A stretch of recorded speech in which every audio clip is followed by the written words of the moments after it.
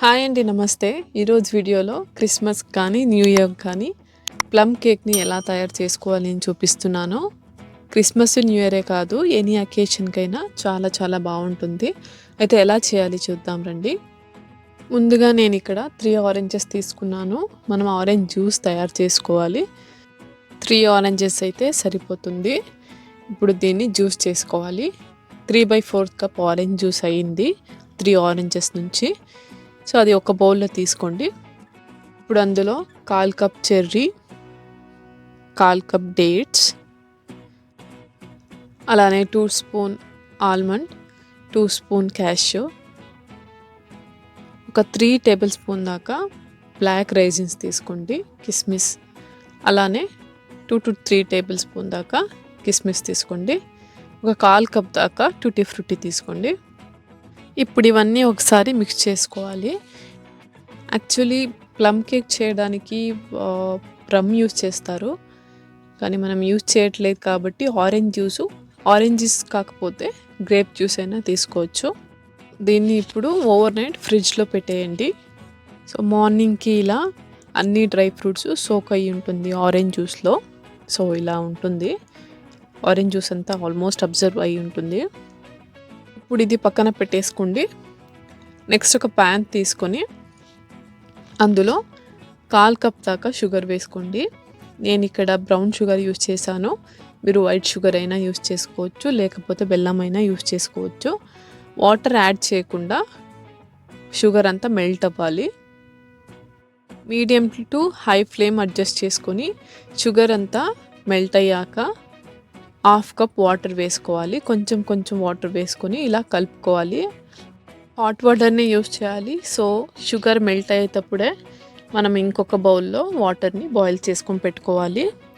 Water వేసేటప్పుడు లో ఫ్లేమ్లో పెట్టుకోండి, లేకపోతే స్టవ్ ఆఫ్ చేసుకొని వాటర్ వేసుకోండి. మళ్ళీ స్టవ్ ఆన్ చేసుకొని ఒక 2 minutes బాయిల్ చేసుకొని కూల్ చేయడానికి వదిలేయండి. దీన్నే క్యారమెల్ అంటారు. ఇప్పుడు ఒక మిక్సింగ్ బౌల్ తీసుకొని 3 టీ స్పూన్ దాకా షుగర్ వేసుకోండి. చెక్క, లవంగ, యాలక్కి వేసుకొని కొంచెం దంచుకొనేసి అది కూడా మిక్సింగ్ జార్కి వేసుకోవాలి. 1/2 కప్ ఫ్రెష్ కర్డ్ వేసుకోవాలి. అలానే 1/3 కప్ రిఫైన్డ్ ఆయిల్ యూస్ చేయాలి. ఇలా క్రీమీ టెక్స్చర్ వచ్చేంత వరకు గ్రైండ్ చేసుకోండి. ఇలా క్రీమీ టెక్స్చర్ రావాలన్నమాట. ఇప్పుడు ఈ క్రీమీ టెక్స్చర్ని ఒక బౌల్కి ట్రాన్స్ఫర్ చేసుకోండి. ఇప్పుడు అందులో ఒక జల్లెడి పెట్టుకొని 3/4 కప్ మైదా, 1/4 కప్ గోధుమ పిండి, 1 టీ స్పూన్ దాకా బేకింగ్ పౌడరు, 1/4 టీ స్పూన్ దాకా baking soda, pinch of salt, 2 teaspoon దాకా కోకో పౌడర్ని వేసుకొని జల్లించుకోవాలి. కోకో పౌడర్ అనేది ఆప్షనల్, మీ దగ్గర ఉంటే యూజ్ చేయండి, లేకపోతే స్కిప్ చేసేయండి. ఇప్పుడు అందులోనే ఒక 1/4 టీ స్పూన్ దాకా వెనిలా ఎసెన్స్ వేసుకోండి. ఇప్పుడు విస్కర్ని తీసుకొని ఒకే డైరెక్షన్లో కలుపుకోండి. ఇప్పుడు క్యారమెల్ని ఫ్రూట్స్ ఆరెంజ్ జ్యూస్కి యాడ్ చేసేయండి. యాడ్ చేసి ఒకసారి మిక్స్ చేసుకోవాలి.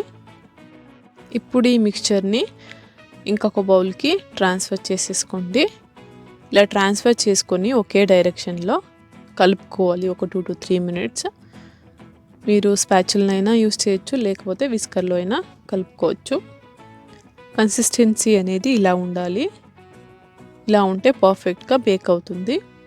ఇప్పుడు ఒక బేకింగ్ టిన్ తీసుకొని దానికి ఆయిల్ గ్రీస్ చేసుకున్నాక దానిపైన బటర్ పేపర్ వేసుకొని దానికి కొంచెం ఆయిల్ గ్రీస్ చేసుకొని పక్కన పెట్టేసుకోండి. ఇప్పుడు ఈ మిక్చర్ని అందులోకి ట్రాన్స్ఫర్ చేసేయండి. బేకింగ్ టిన్ లేకపోతే ఏదైనా అల్యూమినియం టిన్ కూడా యూజ్ చేయొచ్చు. ఇలా ఒక 2-3 సార్లు ట్యాప్ చేసేయండి. ట్యాప్ చేశాక దానిపైన డెకరేషన్కి ట్యూటీ ఫ్రూటీ అలానే డ్రై ఫ్రూట్స్ని పెట్టేస్తున్నాను. మనం ఏ డ్రై ఫ్రూట్స్ అయినా యూస్ చేసుకోవచ్చు, అదేది అని ఏం లేదు. మన దగ్గర ఏముంటుందో అది యూస్ చేసుకోవచ్చు. ఇప్పుడు నేను 180 degreeలో బేక్ చేస్తున్నాను, ప్రీ హీట్ చేసి. 50 to 60 minutes బేక్ చేయాలి. ఇప్పుడు బేక్ అయిపోయిందండి. చూడండి ఎంత బాగా వచ్చేసింది. పూర్తి చల్లారాక మనం డిమోల్డ్ చేసుకోవాలి, కానీ పిల్లోళ్ళు తొందరగా కావాలనేసరికి నేను కొంచెం అర్లీగానే కట్ చేసేస్తున్నాను. కానీ ఫుల్ చల్లారాక మనం కట్ చేసుకోవాలి. చూడండి ఎంత సాఫ్ట్‌గా, ఎంత మంచిగా వచ్చింది. టేస్ట్ కూడా చాలా చాలా బావుంది. మీరు కూడా ట్రై చేయండి. ట్రై చేసి మీకు ఎలా కుదిరింది అని కామెంట్ సెక్షన్‌లో చెప్పండి. అలానే ఈ వీడియో ఏమైనా నచ్చితే సబ్స్క్రైబ్ చేసుకోండి. మీ ఫ్రెండ్స్, ఫ్యామిలీతో షేర్ చేసుకోండి. Thank you for watching.